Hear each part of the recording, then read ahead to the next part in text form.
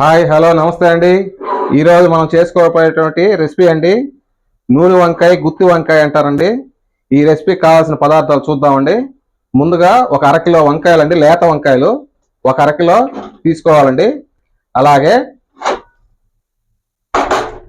సన్నగా తరిగి పెట్టుకున్నట్టు ఉల్లిపాయలు ఒక 3 అండి. అలాగే కొద్దిగా కొత్తిమీర, కొద్దిగా కరివేపాకండి.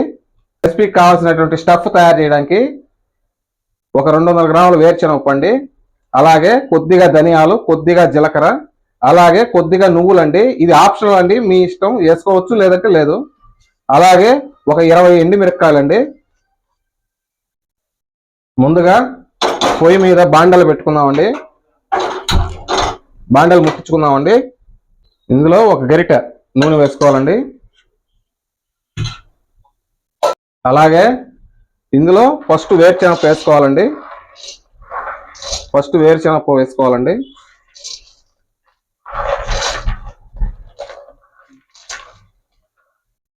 ఇది ఒక 50% వేగినాక మిగతా వేసుకుందామండి.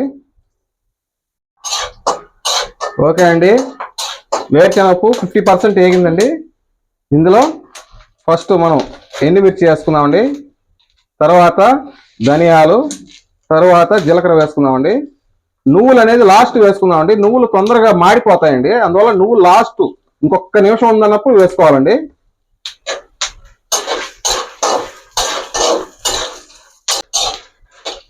పప్పులన్నీ బాగా వేగాయండి, ఇంకొక నిమిషంలో వేగిపోతాయి. ఇప్పుడు మనం నువ్వులు వేసుకుందామండి.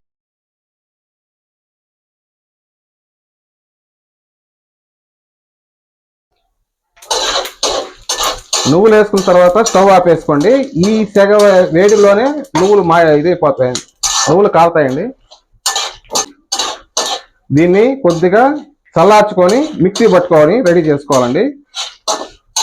దీంట్లో కొద్దిగా ఉప్పు వేసుకోవాలండి.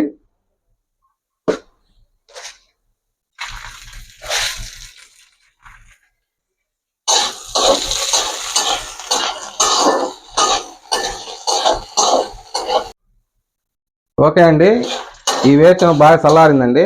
ఇందులో మనం కొద్దిగా ఎండు కొబ్బరి అండి, ఒక 50 గ్రాములు ఎండు కొబ్బరి అండి వేసుకుందామండి. దీన్ని మిక్సీ పట్టుకుందామండి. వేరుశనగపప్పు ఇది ఒక్కరవ ముద్దగానే వస్తుందండి. దీంట్లో మనం ఇందాక తరిగి పెట్టుకున్నాం కదండి ఉల్లిపాయలు, ఇదిగోండి ఈ ఉల్లిపాయలు వేసి మిక్స్ చేసుకోవాలండి. ఈ ఉల్లిపాయలు, వేరుశనగపప్పు పౌడరు రెండు మిక్స్ చేసుకోవాలండి.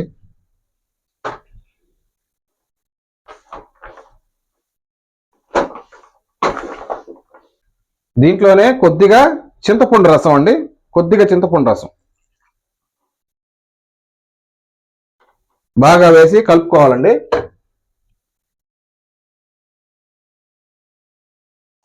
ఇప్పుడు మనం వంకాయలు తరుక్కుంటా ఉన్నాయి, వంకాయలు తరుక్కుందాం. ఇప్పుడు వంకాయలు తరుక్కుందామండి.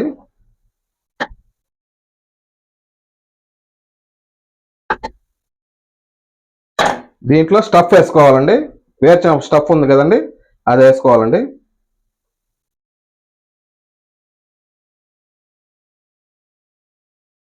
ఇలాగే మిగతా కాయలన్నీ తరుక్కొని స్టఫ్ వేసుకోవాలండి.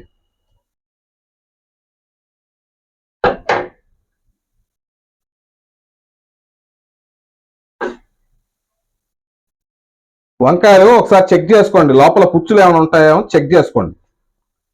ఇలా ఓపెన్ చేసి చూస్తే మీకు పుచ్చులు ఉన్నాయో లేదో తెలిసిపోద్దండి. ఏమండి, మనం ఇప్పుడు అన్ని వంకాయల్లోకి ఈ స్టఫ్ కూర్చుకున్నామండి. అదే అండి వేరుశనగ పౌడర్ ఉంది కదండి, అది బాగా కూర్చుకున్నామండి. ఇంకా కొద్దిగా మిగిలిందండి, ఇది మనకి వంకాయ కర్రీలోకి ఉపయోగపడుతుందండి. అది చూపిస్తానండి మీకు. ఫస్ట్ అండి మనం ఒక బాండలు తీసుకొని దాన్ని వెలిగించుకోవాలండి. దీంట్లో ఒక 4-5 స్పూన్లు అండి ఆయిల్ వేసుకోవాలండి. దీనికి ఆయిల్ ఎక్కువ అవసరం అవుతుందండి. ఆయిల్ వేడెక్కిందండి. ఇందులో కొద్దిగా పచ్చెనపప్పు అండి, అలాగే ఆవాలు, అలాగే జీలకర్ర, అలాగే కొద్దిగా కరివేపాకండి. ఇవి వేసుకొని బాగా వేగనివ్వాలండి. ఏమండి, తాలింపు బాగా రెడీ అయిందండి. ఇప్పుడు ఇందులో మనం ముందుగా స్టఫ్ చేసుకున్నటువంటి వంకాయలు వేసుకుందామండి. ఒక్కొక్కటిగా వేసుకోవాలండి, ఒక్కొక్కటిగా వేసుకోవాలా.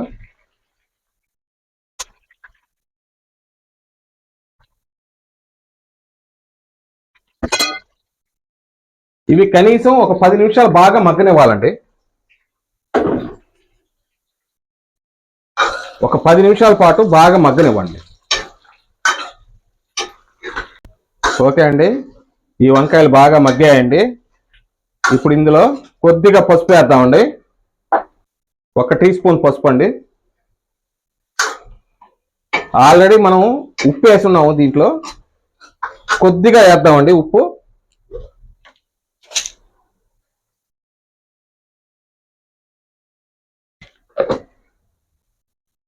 దీన్ని వేరొక గిన్నెలోకి మార్చుకుందామండి. దీన్ని మొత్తం వేరొక గిన్నెలోకి మార్చుకుందామండి. ఇప్పుడు మనకి ఇందాక కొద్దిగా మిగిలింది కదండి ఆ వేరుశనగ స్టఫ్, దాన్ని ఇందులో వేసుకుందామండి.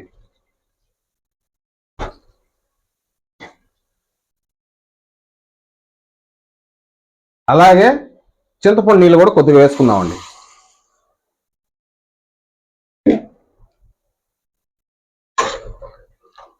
దీన్ని బాగా కలబెట్టుకొని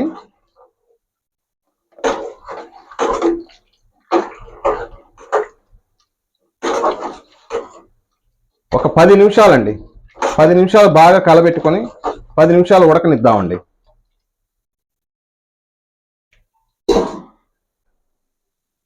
ఓకే అండి, 10 నిమిషాలు అయిందండి. ఎలా ఉడికిందో ఏందో చూద్దామండి. ఓకే అండి, బాగా ఉడికిపోయిందండి. వంకాయ కానీ కర్రీ కూడా, గ్రేవీ కూడా బాగా చిక్కబడిందండి. దీంట్లో ఒక్కసారి ఉప్పు కారాలు చూసుకుందామండి. నాకైతే ఉప్పు, కారం, పులుపు అన్నీ సరిపోయినాయండి. ఒకవేళ తక్కువ అయితే వేసుకోవచ్చండి. కొద్దిగా కొత్తిమీర వేద్దామండి. అంతేనండి, ఎంతో రుచిగా ఉండేటువంటి గుత్తి వంకాయ కర్రీ రెడీ అయిపోయిందండి. ఇది అన్నంలోకి, రోటీలోకి చాలా బాగుంటుందండి. ఒకసారి మీరు కూడా ట్రై చేయండి.